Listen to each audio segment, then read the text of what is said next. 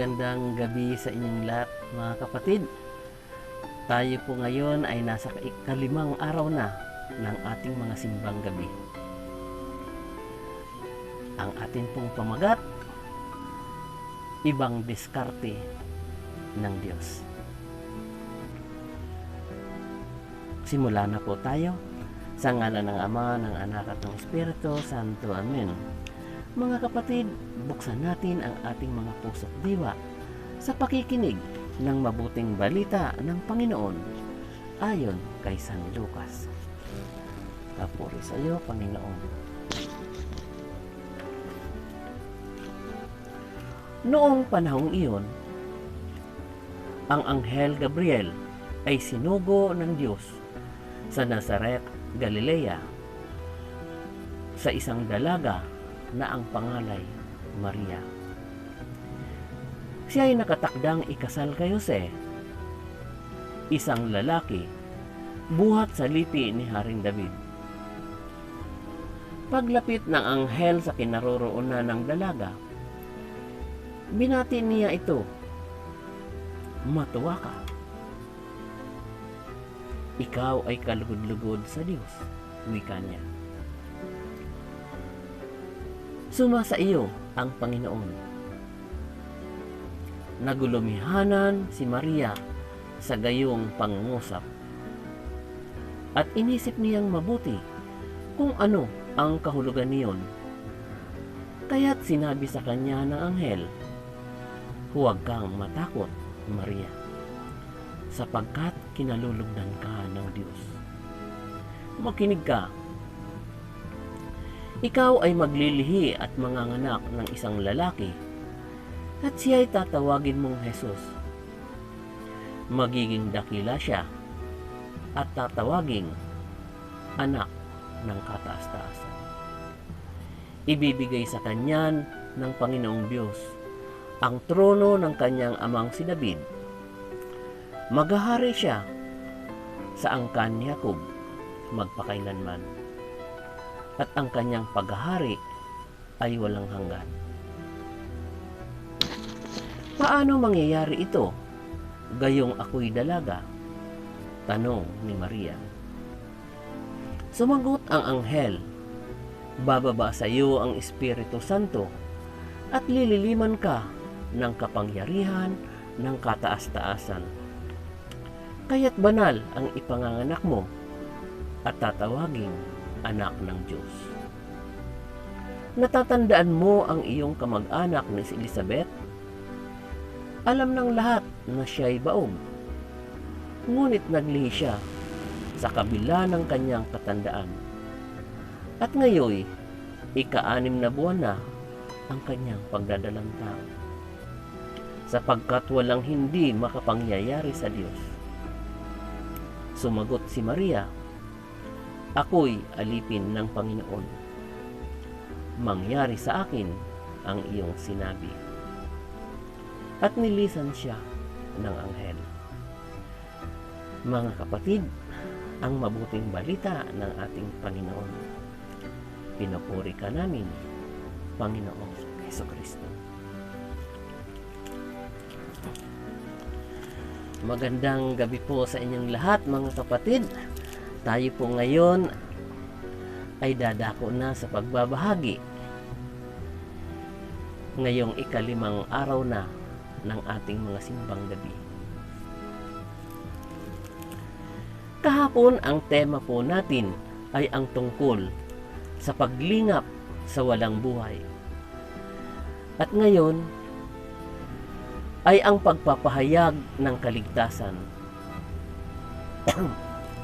Napakahalaga ang gampanin ng Anghel Gabriel. Siya ang nagpapahayag ng mabuting balita ng kaligtasan na umuwi sa pagsampalataya at pagtalima ng mga pinagpapahayagan. Kung ating babalikan ang mga kwento ng ating simbang gabi, 3 beses na nagpakita ang Anghel Gabriel. Ang una ay ang pagpapakita kay Jose sa pamamagitan ng kanyang panaginip. Kahapon ay nagpakita kay Zacarias sa loob ng dambanang sunugan ng kamanyang. At ngayong gabi ay nagpakita kay Maria upang gampanan ang pagkakatawang tao ng anak ng Diyos. At kung inyo pong napapansin sa mga ebanghelyo, iisa lamang ang paalaala ng anghel kina Jose, Zacarias at Maria, ang mga katagang, huwag kang matakot. Kayo mga kapatid, kailan kayo pinagpakitaan ng anghel?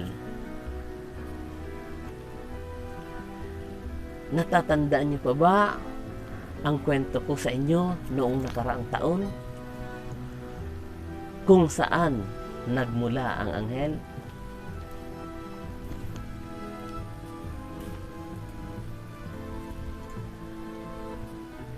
Ganito po ang aking kwento kung paano nagsimula ang anghel. Mga kapatid, meron daw mag-ina. Nagtanong ang anak, "Nanay, totoo po ba na merong anghel?" "Abay, oo anak, totoo yun." "Totoo po ba na sila'y nakalilipad?" Ang sabi ng nanay, "Abay, oo anak. Dahil ayon sa mga kwento, sila ang inaatasan ng Diyos na magbigay balita o kung anuman ang ninanais ng Diyos." Kaya sabi ng batang lalaki, "Kung gayon inay, ay si Inday ay nakalilipad din?" Sabi ng nanay, "Naku anak, bakit mo naman nasabi yun? Ay hindi naman anghel si Inday." "Anghel siya, inay. Kanino mo naman narinig na anghel si Inday mo?" Kasi nung nasa palengke kayo, nakita ko nakarga-karga siya ni tatay. At sinasabi niya, "Inday, anghel ka ng buhay ko." Kaya ang sabi ng kanyang nanay, "Sige anak, ngayon din, makikita mo kung paano lumipad ang yaya mo."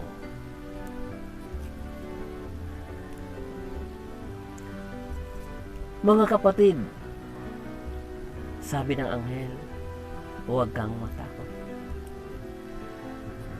Normal naman na kapag hinamon ka ng Diyos, mauunahan ka ng takot o pagdududa.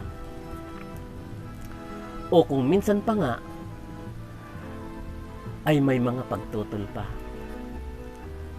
Subalit, tinutulungan tayo ng mga propeta at ng mga anghel na isinusugo sa atin ng Panginoon. May mga pangyayari pa nga na sa labis nating pagkabigla ay hindi tayo makakibo.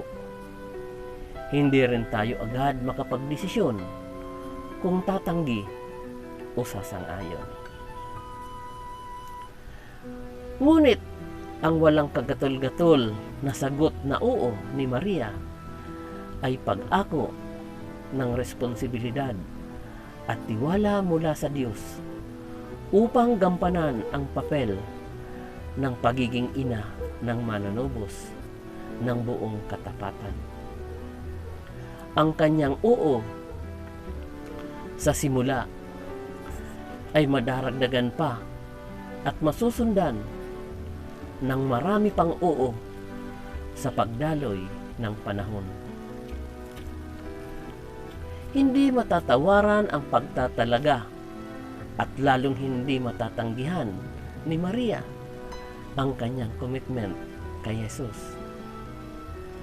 Ito'y nagtatalaga mula sa sinapupunan hanggang sa paanan ng krus.